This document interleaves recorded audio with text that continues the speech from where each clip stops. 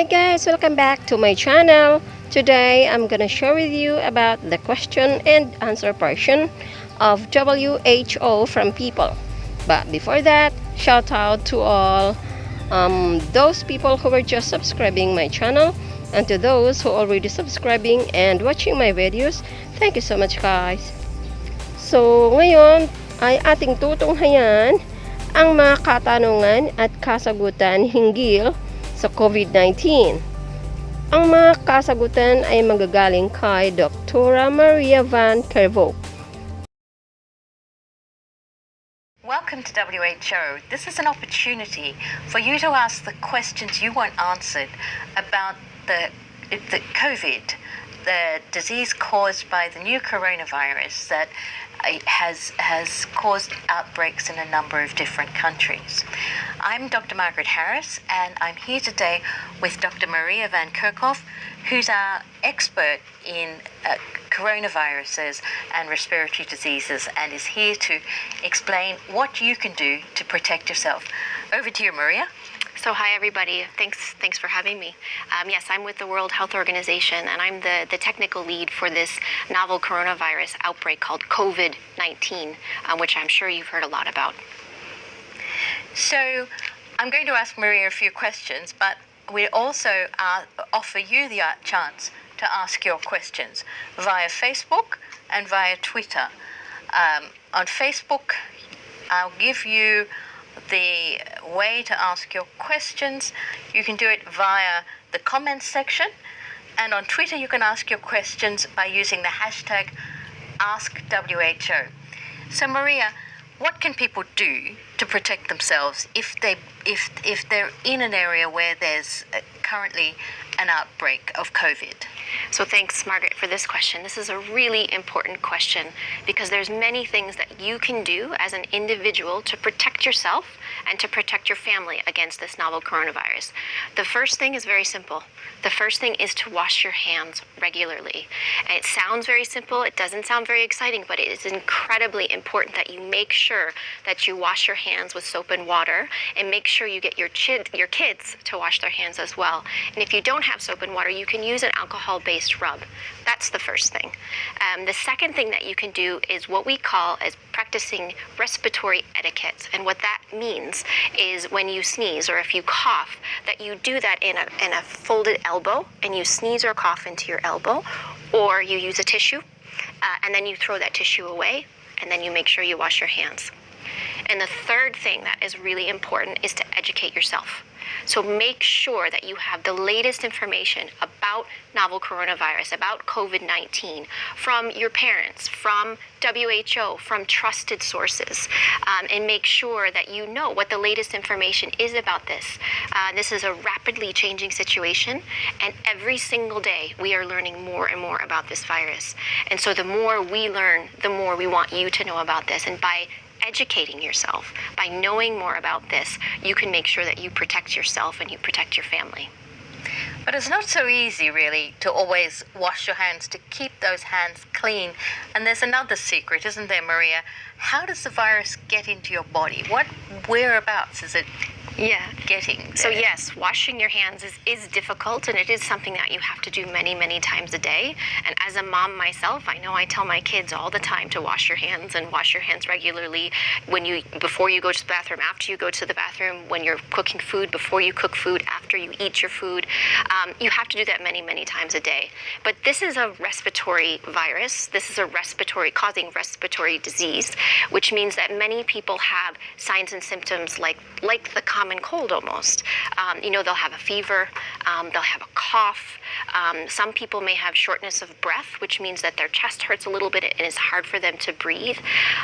But what we know about this virus is how it transmits between people is through close contact and through respiratory droplets, which means you have to be close to one another within a meter or two, which is 3 to 6 feet.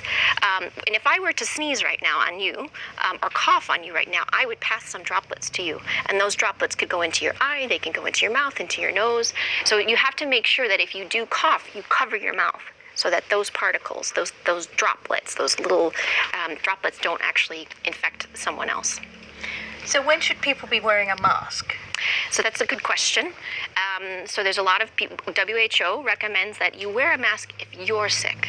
So if you have respiratory symptoms, what you do is you wear a mask, and there's important ways in which you put the mask on and off, and we have some good videos that show a proper way to put it on and off, but you're using a mask to protect other people.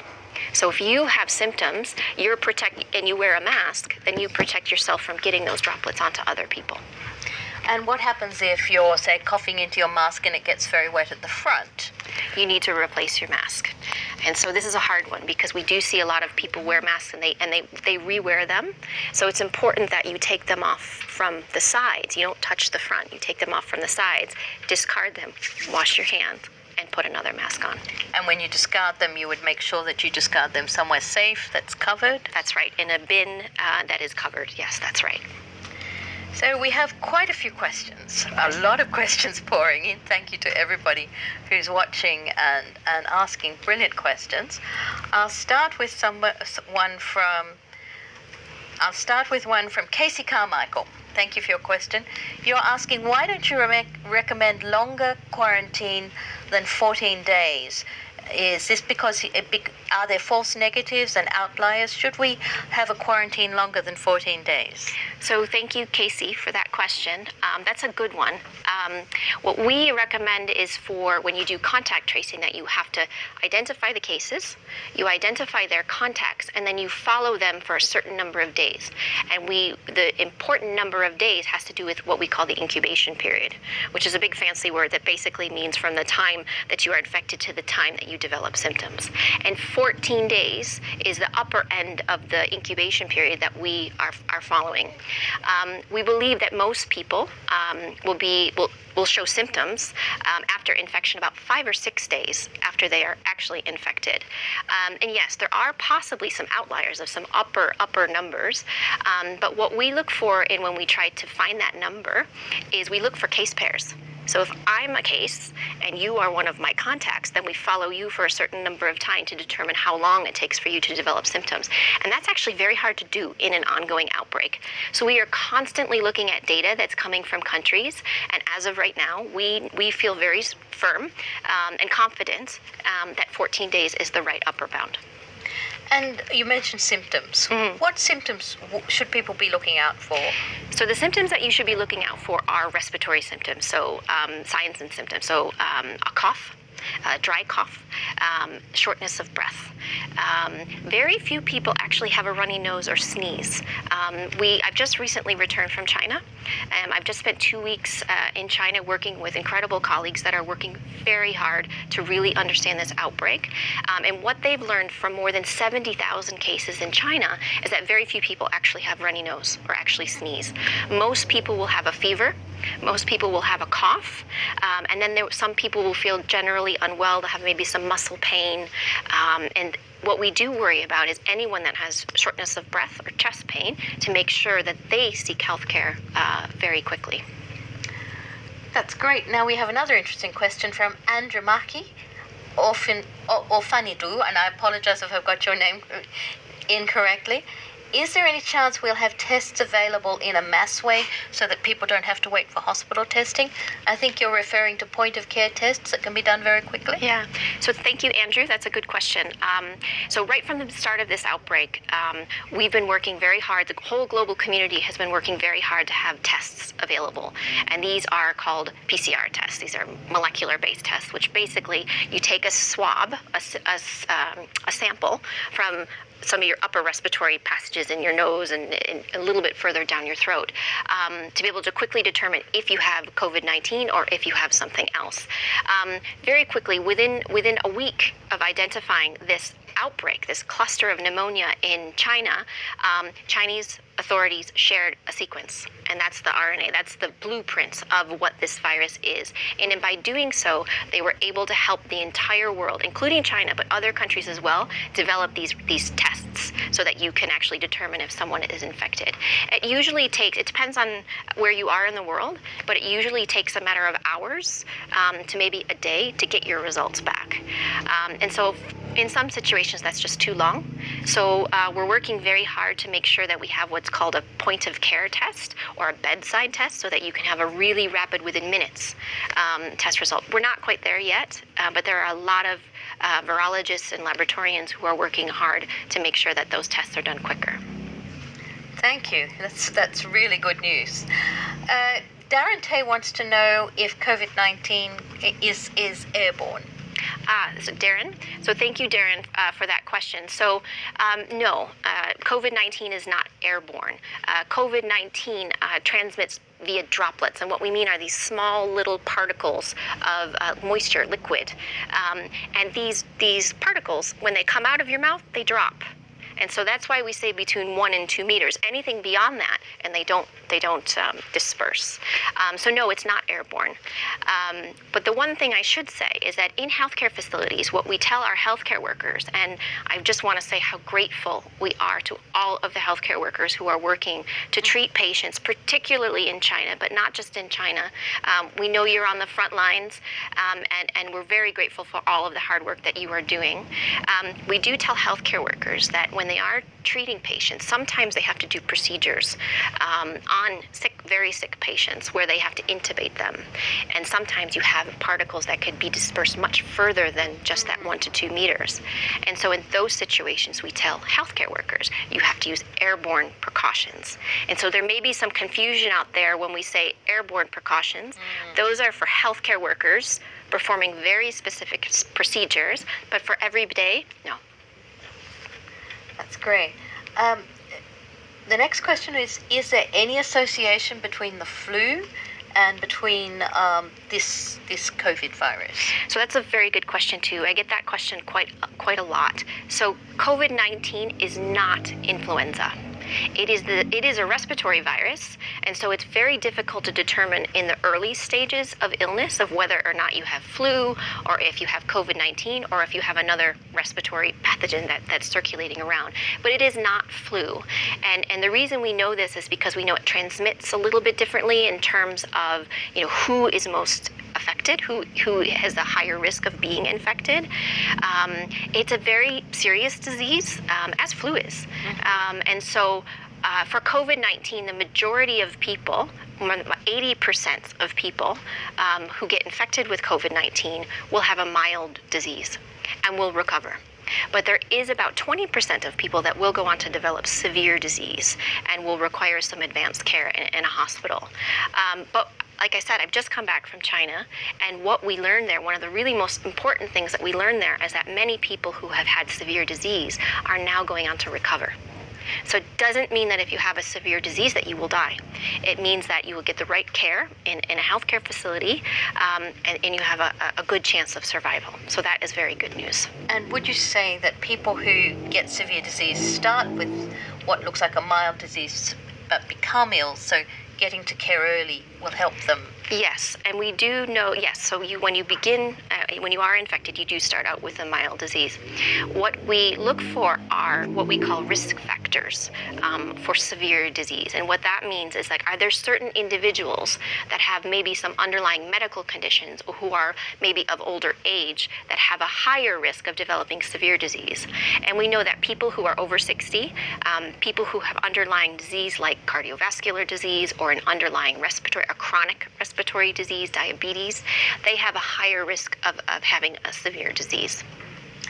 Okay, we've got another question that I have certainly seen come up in all sorts of places from Casey Carmichael, who asks, can virus particles survive inside packages? So that's a very good question. We've seen that a lot, and we actually have that on our Mythbusters, which is on our website, which is trying to address some questions that many people have. So there are some studies that are ongoing right now that look at virus survival. And so what that means is, how long can you actually detect a live virus on a surface, and for how long? And so these are some preliminary studies. We don't have the full results yet, but what we know from other coronaviruses like SARS and like MERS is that on packages, on certain cardboard materials, that it doesn't last very long. And so no, so it won't stay viable. It won't be alive. The virus won't be alive for a very long period of time. What is important, though, on certain other surfaces like plastic or like in healthcare facilities, that the virus can be inactivated or killed, if you will, by disinfectants. And so, as I'm sure everyone has seen, when you clean your house, you clean in healthcare facilities, it will inactivate the virus. And you're talking about any kind of disinfectant? Normally ones with bleach. Okay. So in our guidance materials, we have some details on what that actually means. How many parts bleach versus how many parts water. But yes, and some bleach would be good. So if you want to know more about disinfectants and disinfecting your surfaces, go to the WHO site, go in and look at the guidance. Mm-hmm. You'll find it under coronavirus, and you'll find all that information there. Now, Sarah Lubitsch asks, how can individuals find out if there are cases near them? So Sarah, that's an interesting question. I've seen, I don't know a good answer to that. What I can say is that I have seen in some countries, they use a lot of data, big data, and they have ways in which you can see on a map if there are cases nearby you. I haven't seen that here in Switzerland, where we're based, but I have seen that in some other countries. But I think if you're concerned, like I said, educate yourself about what is happening around you. Watch the news, talk to your parents, talk to loved ones, talk to your healthcare provider. If you have some concerns, make sure that you address those concerns and you get some good answers. And, there's a lot of good information online, but there's also a lot of bad information online. So make sure you check the WHO website, and you can see we have situation reports that we put up every single day, and so you can see the latest information that we have. And correct me if I'm wrong, but even if you have, say, somebody in the next house who's ill with coronavirus, if you're doing all the sensible things to protect yourself, if you're washing your hands, cleaning your surfaces, you're going to be all right, yeah? Yeah, that's right. It's not in the air, circulating around like that. And I think if I could just take this opportunity to say, in the last few weeks, what I've seen in China is this overwhelming involvement of the community. Everyone is involved in this fight against coronavirus. And that is really powerful. So I want everyone watching this to know that you can do something about this. What we mentioned in the beginning of washing your hands, sneezing into your elbow, educating yourself, you can take control. And make sure that you protect yourself and you protect your families. And everyone in China is really working towards fighting this disease. And that is really a wonderful thing. Oh, there's another interesting question here from Nuriyati Agus. If we've already got influenza vaccination, will that protect us from coronavirus? That's a good question. So unfortunately, an influenza virus will not protect you against COVID-19, but an influenza virus will protect you against influenza. So that is very important. There are vaccines that are in development right now for COVID-19 and for coronaviruses. And these coronavirus vaccines have been in development actually for many years, starting with SARS, which is severe acute respiratory coronavirus, and MERS, which is Middle East Respiratory Syndrome coronavirus. Now, what scientists are doing is that they're taking the work that they've done for those pathogens and trying to use that to build vaccines for COVID-19. So they're in development, they're not ready yet, but we are working very hard with many partners to try to push that and make that happen a lot quicker.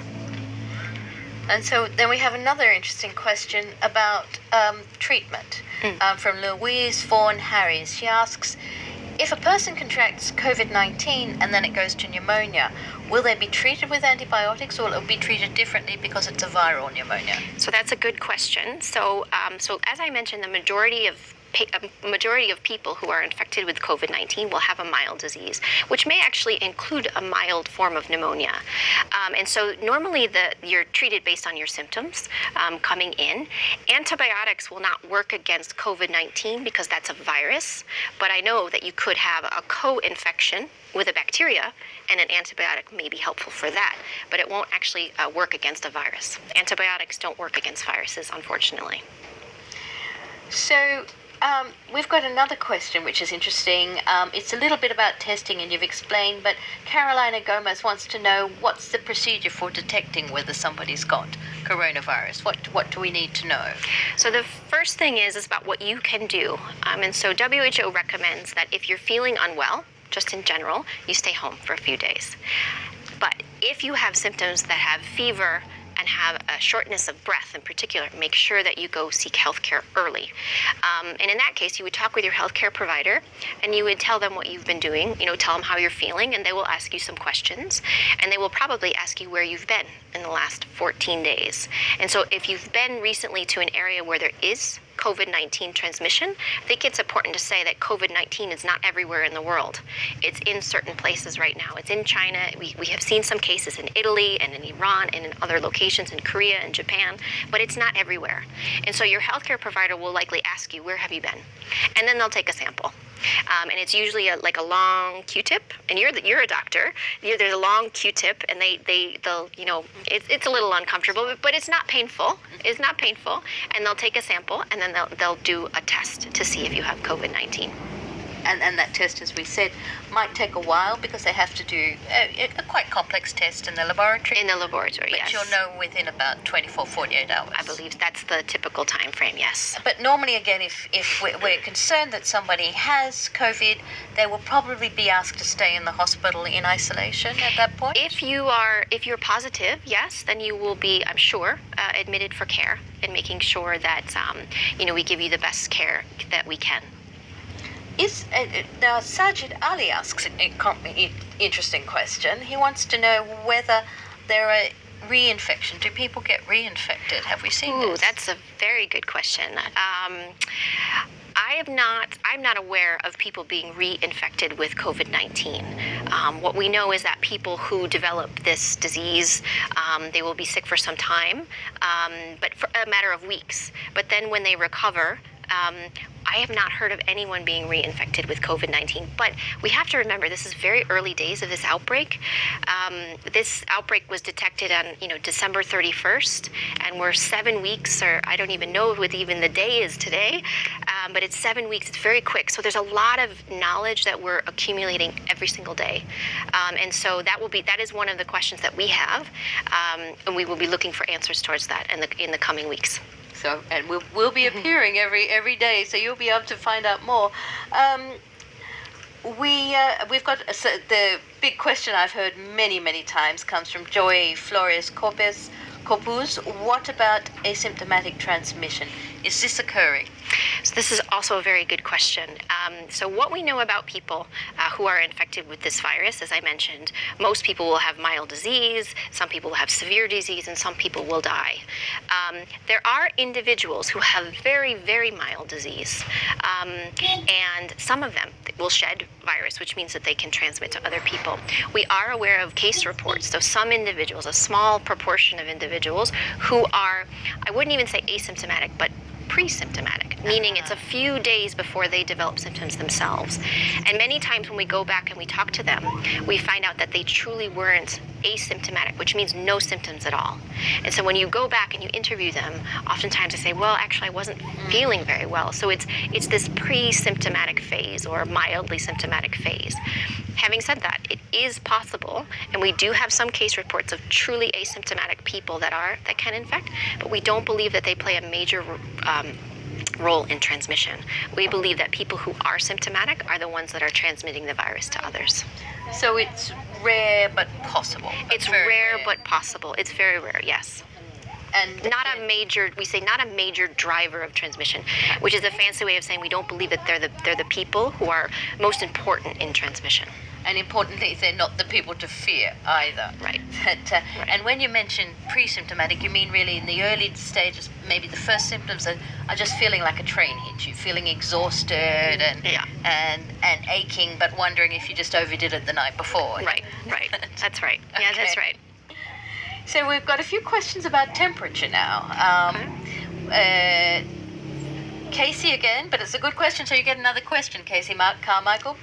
What will it do in warmer temperatures versus colder temperatures? What will the virus do in warmer temperatures versus colder temperatures? Well, we are learning about what this virus can do in different countries, and so I think again, this is one of the good questions that we're starting to accumulate some knowledge of. There's a lot of cases in China. I don't know the percentage today of how many cases are in China compared to the rest of the world, but it's the vast majority still. And there's some colder climates there. I was in Beijing recently, but I was also in Guangzhou, which is more southern part of the country, which was much warmer. And so you do see transmission. It's too early to say if temperature, in terms of outside temperature, has anything to do with virus circulation. But we need to prepare ourselves that this virus can transmit between people anywhere that it goes. And so you need to be ready, and you need to make sure, again, I'm going to say again, that you wash your hands regularly with soap and water, and make sure that you wash thoroughly, or you use an alcohol-based rub.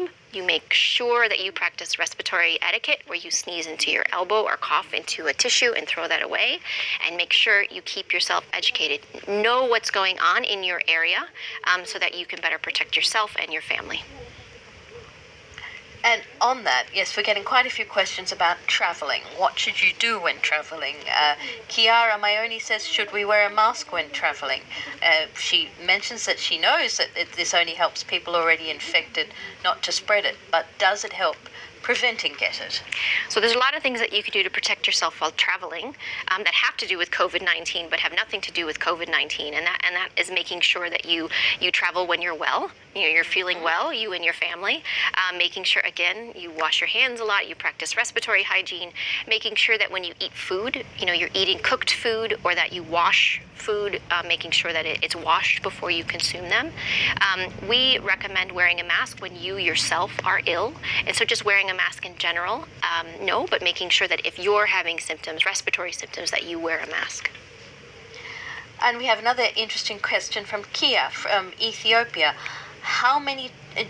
What's the rate of infection in children? Are many children infected? So hi, Kia, that's a great question, and one of the big concerns of many that we have about COVID-19. There was a really big report that came out of China, I think it was last week, where it was looking at 55,000 cases that had occurred in China, and very few were among children. I think it was 2% of those infected were among children. And that's a very low number. And that's important to know, because in flu, for example, children are really important in transmitting this virus. But in COVID-19, they don't seem to be. We don't know why yet. And so that's a big point of research, and to help with our understanding of what that actually means. But even the children who are infected, many of them will have mild disease. Okay, well, that's reassuring. Yeah. Another question that we've certainly had before, and I know we've got on our Mythbuster site, but it's an important one. Can it be passed on from pets and also from chickens? Marilyn Drysdale asks. So I'm not aware of any evidence that this virus transmits between pets and people, and people are looking, and so there's a lot of investigations that are underway. They have not found this virus in an animal yet, in the zoonotic source of what we believe initially, that this outbreak began with people who were in contact with wild animals, not pets. But we have no evidence of this virus in pets, and no evidence of this virus transmitting between pets and people. And what about chickens? I guess chickens are pets too, of course. Chickens are pets too, or chickens. Yes. Okay.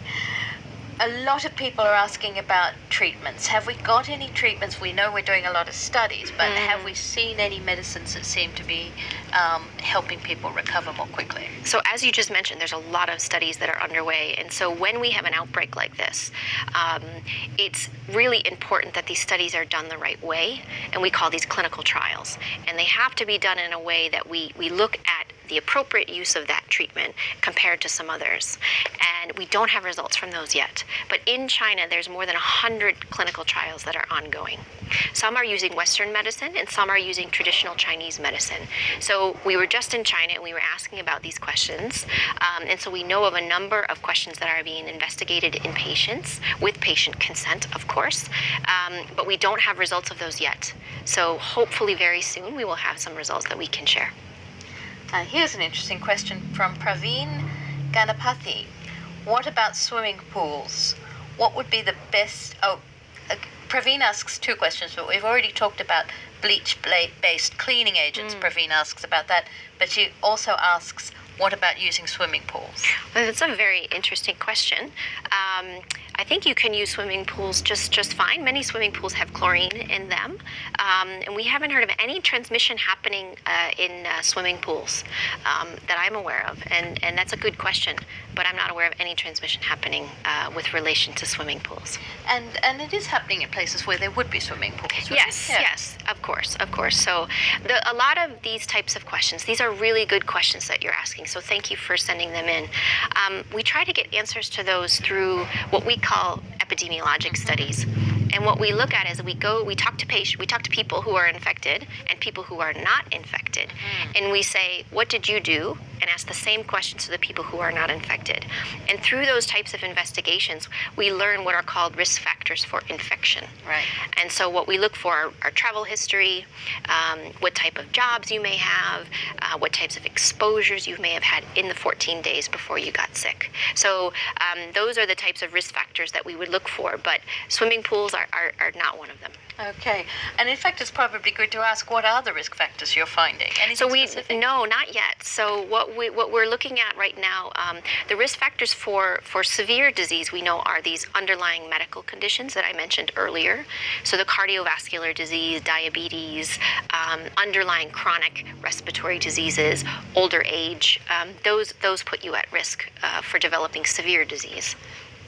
And now we've got an interesting one from Khaled El Hatib. Should we stop our kids from going to school?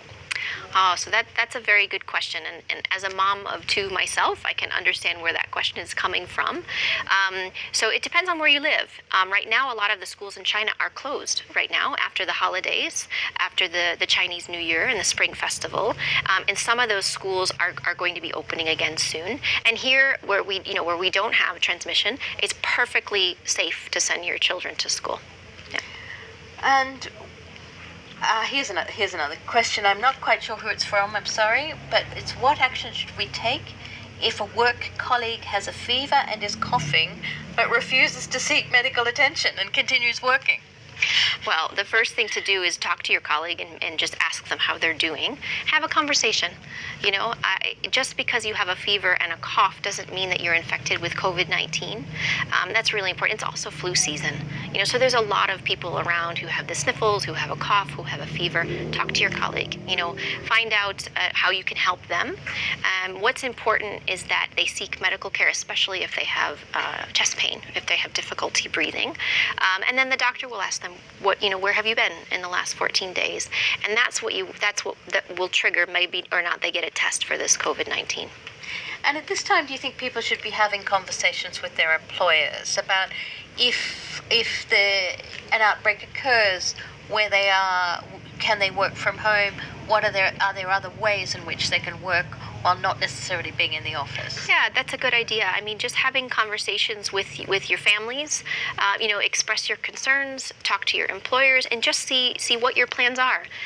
It's very important, and we talk to everyone in the world about getting ready. What would you need to do if this virus were to show up? How can you make sure that you continue to be able to work? And there's a lot of ways in which you can work from home if that's possible with your type of job. But talk to your families, express your concerns. Don't hide them in, because there's a lot of good information that is out there that can help educate you on what this is, and even more importantly, what it isn't. Exactly. Yeah. And on that, again, a lot of people have young children, so we're seeing quite a lot of school closures, and people then have to stay home because they have to look after their children. So again, this is something you would recommend discuss with your employers now. What are you going to do? Yeah. Yes, this is a conversation that needs to continue to happen. As I mentioned earlier, this situation, this outbreak is evolving very quickly. We're learning all the time new things about this, please come back to the WHO website and look at what we have posted. There's new postings every day, whether there are situation reports, which gives you an overview of the latest cases and what WHO is doing. There are myth busters. There are videos that can help you, teach you about, like I said, how to wash your hands, how to make sure you wear masks appropriately, and many other things. But please do continually, read about this and look at the websites and make sure you have the latest information at hand.